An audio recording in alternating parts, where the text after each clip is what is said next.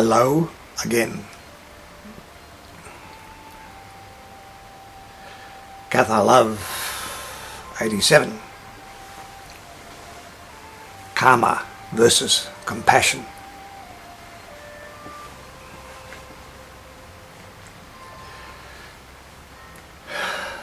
To be compassionate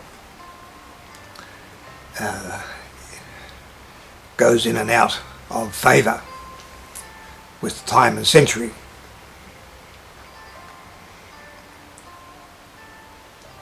There's been various people throughout history who, and not just people, groups, who have been extremely compassionate. But in most cases, the compassion often becomes institutionalized, and the institution becomes more powerful than the acts of compassion. Let me explain this by saying in the 1500s, the Knights of St. John, they opened up a hospital, a huge hospital in Malta. It was something like 500 feet long and very tall, and each of the patients inside were in little tents, and they had the best of food, the best of treatment, and if necessary they would change the sheets 5 times a day. Wonderful, fantastic. Unfortunately, a few hundred years later, this English visitor went to the hospital to have a look, and he just found it stunk. The nurses and the people inside were just disgusting, and during the time you went there they were laughing over this person who was delirious and dying, making fun of him. Compassion had flown out the window along with good nursing. The institution had taken over, and the level of nursing and compassion had just disappeared.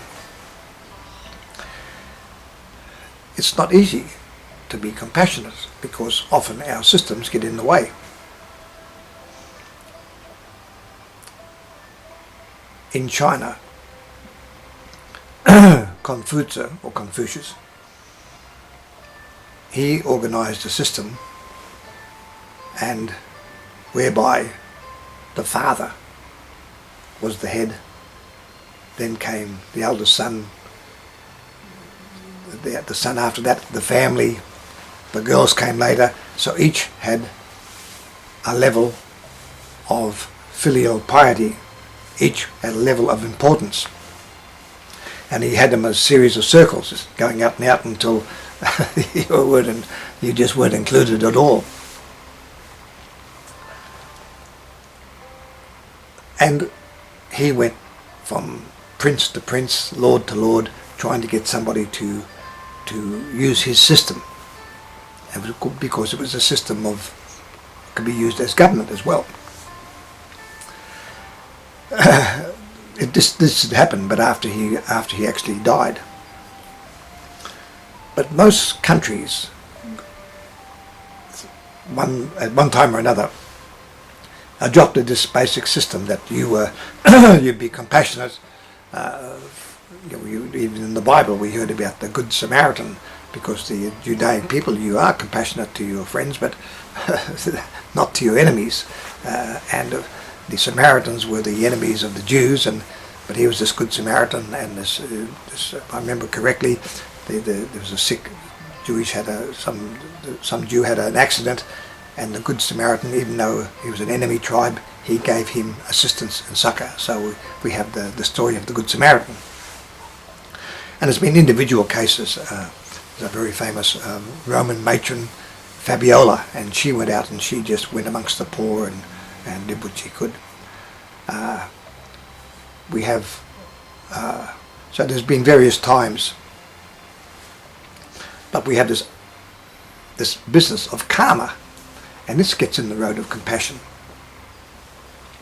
And because because of karma, people often view people who are crippled, sick,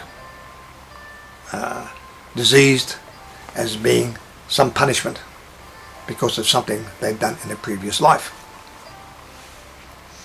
Well, Gnosticism, especially Catharism, also believes in karma, but in our particular case, karma is there not as a punishment, but so you'll get to understand. So, as I mentioned before, if you, which has happened to me, and I'm sure to you, and to most people, if you break someone's heart in a relationship, it can do a lot of damage to the other person and can be extremely hurtful. So, karma usually dictates that you too, at some point, and maybe in the same lifetime, quite possibly in the same lifetime, will experience heartache. This is karma. But this karma is not there to punish you and have your heart broken because you broke someone else's heart. It is there so you'll understand how painful, how hurtful it is to have your heart broken. So karma is there as a form of understanding. So you won't do it again. Or if you do, you know the damage and the heart and the heartache and the hurtfulness that you're doing to the other person. But many religions believe karma is there as a punishment. You're missing an eye, you've knocked out someone's eye in a previous life or whatever, you're just getting your comeuppance, you're just getting your just desserts. Now Gandhi, and no one denies that Gandhi wasn't a great man, and he certainly helped India get its independence, but Gandhi didn't want hospitals because Gandhi believed that the people who were sick and diseased, this was karma, and this was their punishment because of something that they did before, and therefore they shouldn't be in hospitals, they should just be suffering and suffer out their karma, suffer in silence, I presume. So he's an educated person like Gandhi who doesn't believe in hospitals because of karma. So we can see how karma can get in the way of compassion, because if you've got that mindset that, oh, that person's just getting there, they've done something nasty before, therefore they're being punished, or therefore they've just got to go through their punishment, therefore we don't become compassionate. So compassion, like ethics or love, should be a way of life. And in fact, I thought Catharism was the first group that, the first philosophy, well at that time they were religion, but the first philosophy or theology that believed in unconditional love for everybody and everything. I personally think that what Christ was about, and this was the message he was trying to treat your neighbour as yourself. Unfortunately, Christianity became anything else, but I mean, we look at the Inquisition and we look at the abuse of children, etc., etc., etc. The church has been a disaster, and I mean, Christ must be turning over in his grave. Well, we supposedly ascended to heaven, so maybe he doesn't have a grave. But it certainly is nothing like the philosophy of love your neighbour and do unto others as you do yourself. So he certainly had this unconditional love. The Cathars were following Christ, and this is where they picked up that message. And the Cathars believed themselves at that time in the first millennium that they were literally medieval Christians. Catharism today is no religion, it is universal. If an alien arrived tomorrow, he'd be fitting quite happily with Catharism because he doesn't have a Buddha, he doesn't have a Christ, he doesn't have anybody that he has to, some human that he has to follow, and a personal God. But aside from that, but in actual fact, in history, there was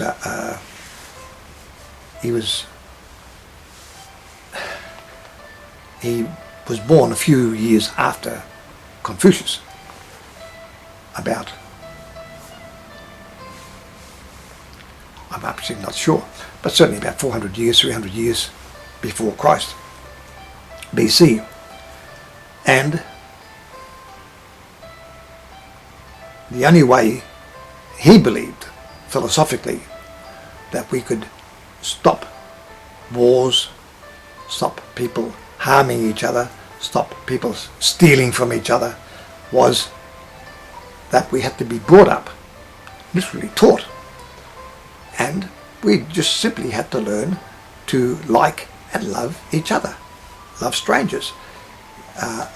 He just had a philosophy of undifferentiated love. You loved everybody. It didn't matter who they were, how different they were, and this should apply to the entire world. And that was, you've heard of Lao Tzu, this is Mo Tzu, which means Master Mo. And he had a very large following, and in his day he was as famous as Confucius. But they were diametric opposites.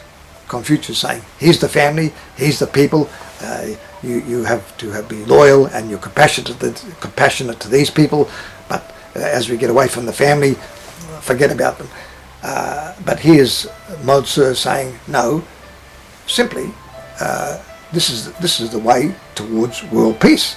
We simply have to like each other and love each other and keep our lives as basically as simple as possible. And it's no good just saying, oh, that's good. It not only is good, it has to be proved that it actually is good for people. So there has been these groups throughout history. Of course, we know St. Vincent de Paul, and he had a partner, a platonic relationship, by Louise, I forgot her name, but they together went out. But many of this is Sisters of Charity was another one, a Christian one, and that was self-sacrifice.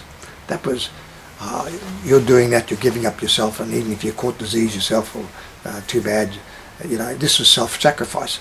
Compassion doesn't have to be about self-sacrifice. It's about assisting others.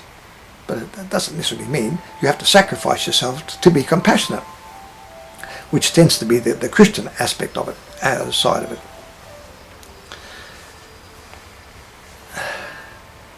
Being compassionate for others is simply, and also within parallel, loving others, and loving others as yourself, or unconditional love. Now, for others, this simply should be a way of life for all people, not just Mohism or the people, the followers of Mo Tzu, or the followers of Christ, or the followers of Catharism. It simply is the best way to go. And but unfortunately, what is happening, that throughout history we've got this idea of karma, or that disease and illness and sickness is somehow a form of punishment from the Almighty, or from a past life, or whatever, and this has got in the way of people's compassion and given us a reason for not to be compassionate. But just common sense, just our sense of humanity,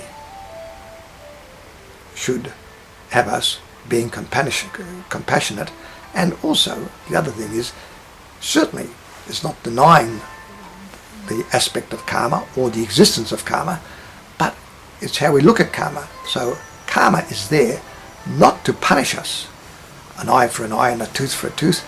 Karma is there for us to gain understanding, that if we do harm someone and we are harmed in like manner, that's for us to understand.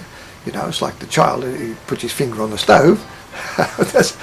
You can say, that's going to hurt you, but it's not quite the same as that child putting his finger on the stove suddenly, and he now knows that's going to hurt him. You don't have to tell him. So this should be part of our knowledge and a part of our upbringing.